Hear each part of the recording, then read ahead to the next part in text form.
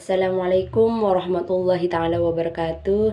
Nama saya Jani Minia. Saya ingin mempresentasikan permasalahan dan solusi di anak usia dini. Pengertian permasalahan anak ialah sesuatu yang mengganggu kehidupan anak yang timbul karena tidak selarasan dan perkembangannya. Jenis-jenis permasalahan anak usia dini secara garis besar, masalah yang dihadapi anak dapat digolongkan menjadi 3, seperti fisik, psikis, sosial, serta kesulitan belajar. Tetapi yang sering kita temui di lapangan ialah seperti anak pemalu, seperti anak takut, dan seperti anak kemandirian. Pengertian pemalu sendiri ialah sikap individu yang tidak mempunyai keterampilan sosial untuk berinteraksi dengan lingkungan sekitarnya. Padahal pada anak usia ini semestinya anak sudah dapat berinteraksi dengan lingkungan sekitar. Terus penyebab anak pemalu ialah anak merasa tidak aman, tidak mempunyai keberanian untuk mengekspresikan dirinya. Yang kedua, sikap orang tua yang terlalu melindungi. Terus yang ketiga, sikap orang tua yang kurang memberikan perhatian terhadap anak.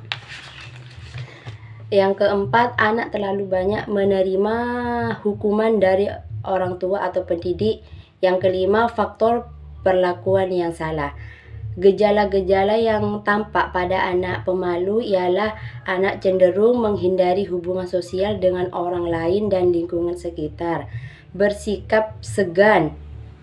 Terus anak yang pemalu tidak berani mengambil risiko, anak cenderung banyak diam. Terus anak kurang merasa percaya dirinya, tidak menyukai permainan atau yang bersifat kerjasama.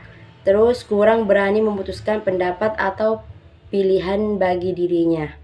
Pengaruhnya terhadap perkembangan anak usia dini ialah anak yang pemalu seringkali mengalami hambatan atau dalam bergaul karena anak lebih suka menarik diri. Terus anak pemalu tidak mempunyai keterampilan dalam menjalani komunikasi dengan orang lain. Penanganannya atau solusinya pada masalah anak pemalu ialah bagi pendidik atau orang tua harus membangkitkan perasaan bahwa ia mampu, harus memberikan semangat kepada anak itu bahwa ia mampu dalam menghadapi segalanya. Terus yang kedua, jangan pernah memaksanya tampil di depan teman-temannya kalau dia tidak mau. Terus memberi latihan kerja kelompok kecil. Jangan biarkan ia terlalu lama bermain sendiri. Terus ketika pendidik ingin membantu, dekati anak pemalu untuk mengerjakan tugas jika dia tidak mau berbicara.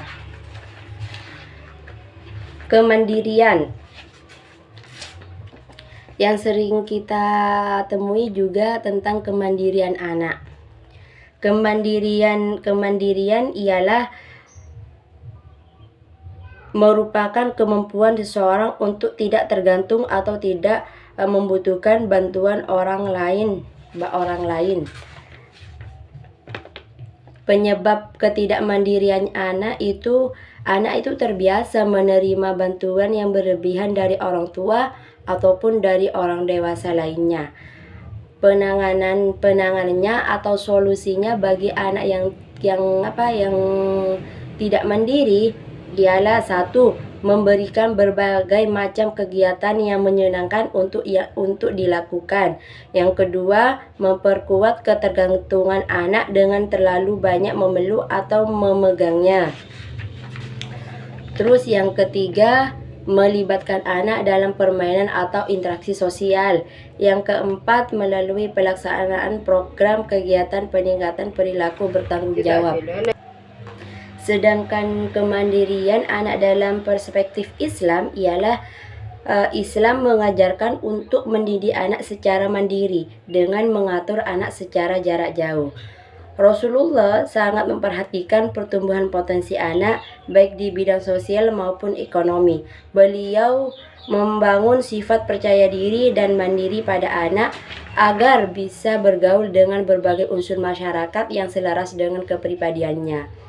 Dengan demikian, ia mengambil manfaat dari pengalamannya, menambah kepercayaan pada dirinya sehingga hidupnya menjadi bersemangat dan keberaniannya bertambah. Dia tidak manja dan kedewasaannya menjadi ciri khasnya. Karena pada akhirnya nanti masing-masing individulah yang dimintai pertanggungjawaban atas apa yang diperbuatnya di dunia. Firman Allah yang bertakjub dalam Al-Quran surat Al-Mudaththir ayat 38 menyebutkan kulli nafsin bima kasabat rohinatun.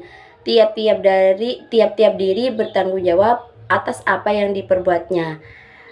Dari ayat tersebut menunjukkan bahwa orang tua mempunyai andil yang besar dalam mendidik kemandirian anak, atau upaya-upayanya harus dilakukan orang tua ketika menginginkan anak tumbuh mandiri, dan supaya tersebut harus dilakukan bersetahap demi setahap agar apa yang diharapkan dapat terwujud.